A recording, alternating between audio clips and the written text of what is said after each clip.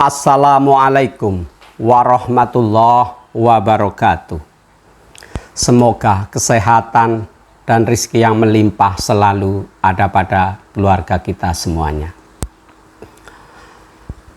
Betapa banyak orang yang membanggakan di era digital ini. Semua terbuka dan sangat lebar, tanpa halangan sehelai kain pun. Semua serba cepat kita dapat.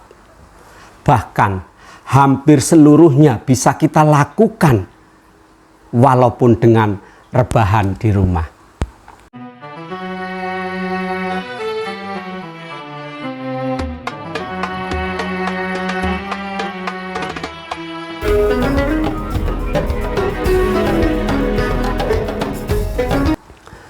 Saudaraku,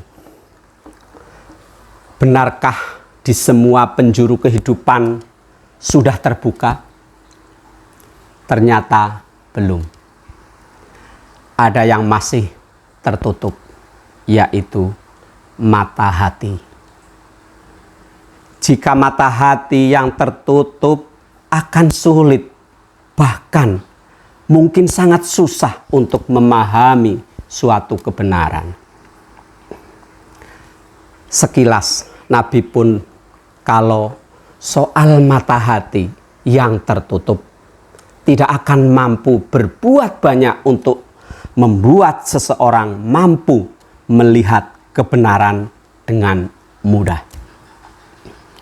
Quran surat An-Naml ayat 81 yang artinya, engkau bukanlah pemberi petunjuk bagi orang-orang yang buta mata hatinya dari kesesatan. Engkau tidak dapat menjadikan seorang pun mendengar kecuali orang yang beriman pada ayat-ayat kami dan mereka berserah diri.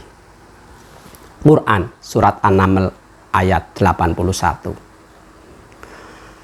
Mata hati sebenarnya adalah bahwa mata bagi nurani manusia memahami ajaran Islam dengan baik. Dengan begitu, ada keyakinan dan kemampuan berpikir secara kokoh bahwa hidup harus memberikan manfaat. Nah, ketika seseorang kehilangan kemampuan melihat dengan mata hati, semestinya maka ia akan menyukai kejahilian, keburukan, dan kerusakan. Baginya adalah sesuatu yang dianggap benar.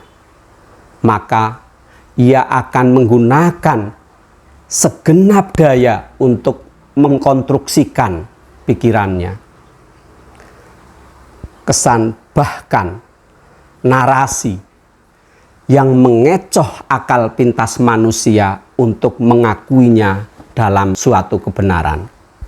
Dan sebaliknya, kebenaran ia akan dibenci dan terus dilawan. Baginya hanya suatu keburukan itu adalah kebaikan. Berdasarkan hal tersebut, kita bisa memahami bahwa bangsa dan umat ini membutuhkan orientasi pembangunan yang mendasar, yaitu membentuk kesadaran manusia mencintai kebaikan dan kebaikan. Kebaikan bermakna orang yang kuat moralitasnya, memiliki budi pekerti yang luhur dan penuh serta setia dalam kebajikan. Sosok seperti inilah yang tidak akan pernah tunduk atas hawa nafsu dan mengutamakan kesenangan sementara dengan limpahan kekayaan yang semu.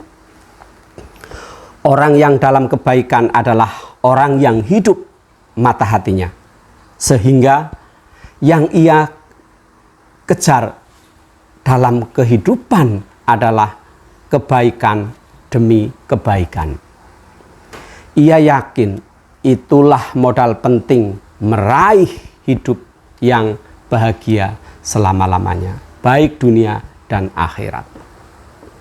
Marilah kita tetap membuka hati kita, mata hati kita demi mendapatkan kebaikan dan keridhaan dari Allah Subhanahu wa Ta'ala. Semoga Allah selalu memberkahi kita pada jalan yang lurus dan selalu diridhoi oleh Allah Subhanahu wa Ta'ala. Terima kasih. Assalamualaikum warahmatullahi wabarakatuh.